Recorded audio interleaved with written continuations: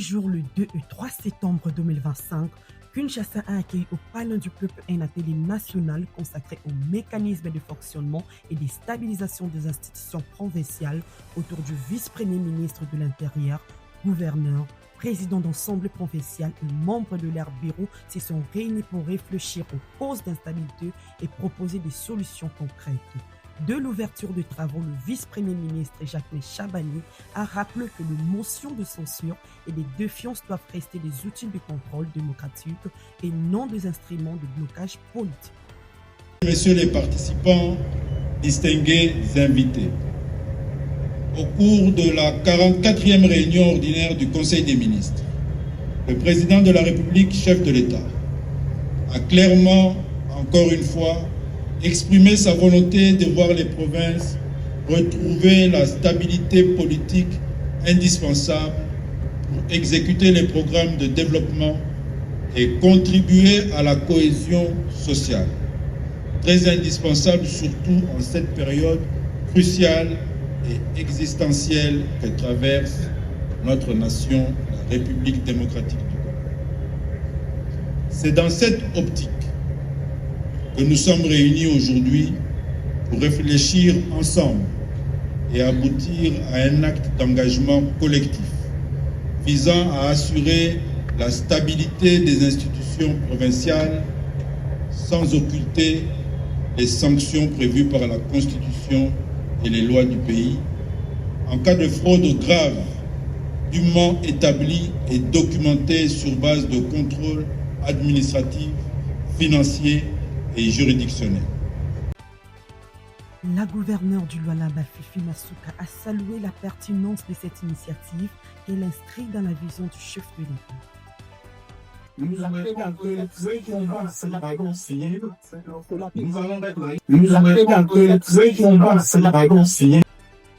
Pour elle, la stabilité institutionnelle est indispensable pour transformer les richesses minières du Lualaba en opportunités concrètes pour la population.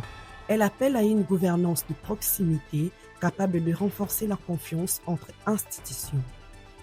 Le gouverneur de la Mongala Kole Makaka a exprimé sa joie de voir un tel atelier organisé après 10 ans d'expérimentation de la décentralisation. C'est une joie excessive, une joie immense parce que de 2015 à 2025, soit 10 ans, la République démocratique du Congo, un pays à dimension continentale, est en cours d'expérimentation dans la gestion décentralisée. Alors, cette gestion matériellement pose un certain nombre de problèmes sur son élan et ça s'est matérialisé par beaucoup de complications, beaucoup de difficultés. Donc les frais du progrès à partir des assemblées provinciales et gouvernements provinciaux. Alors, nous saluons l'initiative du VPM de l'Intérieur, son Excellence Jacques Chabani, qui a initié pour la première fois cette rencontre et a abouti à la contre-signature. Selon lui, cette expérience a révélé de nombreuses complications, mais ces cadres de dialogue ouvrent la voie à des solutions partagées et à une meilleure gouvernance locale. Le gouverneur de Bazouélé, Mike David Moukeni, a de son côté insisté sur l'accompagnement de la vision présidentielle. Le protocole va placer l'acte d'engagement et les différentes autorités vont passer à la signature et après vont rejoindre son excellence monsieur le vice-premier ministre le lieu prévu pour le buffet et cela se fera dans l'ordre. Pendant ce temps,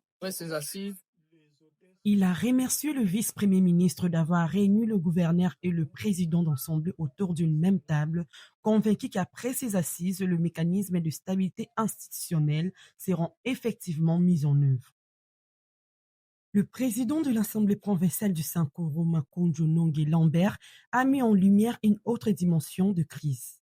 Et nous venons d'échanger d'abord sur les causes, les différentes causes des crises interinstitutionnelles et extra-institutionnelles. Parce que les crises n'existent pas qu'entre les assemblées et les gouvernements provinciaux, mais aussi au sein des gouvernements, tout comme au sein des assemblées, il y a des crises. Tantôt, il y a des pétitions contre le président des assemblées, tantôt, il y a des conflits entre les vice-gouverneurs et les gouverneurs, tantôt entre les conseillers de gouverneurs et certains ministres sur les attributions. Donc, c'est autour de ça qu'on a fait l'autopsie de la situation et nous avons dégagé certaines pistes pour, à terme de recommandations. Il a rappelé que le conflit ne concerne pas seulement le gouvernement et les assemblées, mais aussi l'intérieur même des institutions. Tensions entre gouverneurs et vice-gouverneurs, pétitions entre députés ou encore rivalité entre conseillers et ministres. Le vice-premier ministre de l'Intérieur était également présent pour la clôture des travaux. Il a salué l'esprit des responsabilités des participants et a promis de veiller à ce que les recommandations ne restent pas lettres mortes. Cet atelier qui doit déboucher sur un acte d'engagement collectif et un calendrier de mise en œuvre marque une étape importante dans la recherche de stabilité institutionnelle en République démocratique du Congo. Un signal fort qui traduit la volonté du gouvernement et des provinces d'avancer ensemble vers une gouvernance apaisée et tournée vers le développement. Merci de nous avoir suivis, c'était Narisha News. Abonnez-vous à nos plateformes YouTube, Facebook, Instagram et TikTok pour ne rien manquer de l'actualité nationale et provinciale.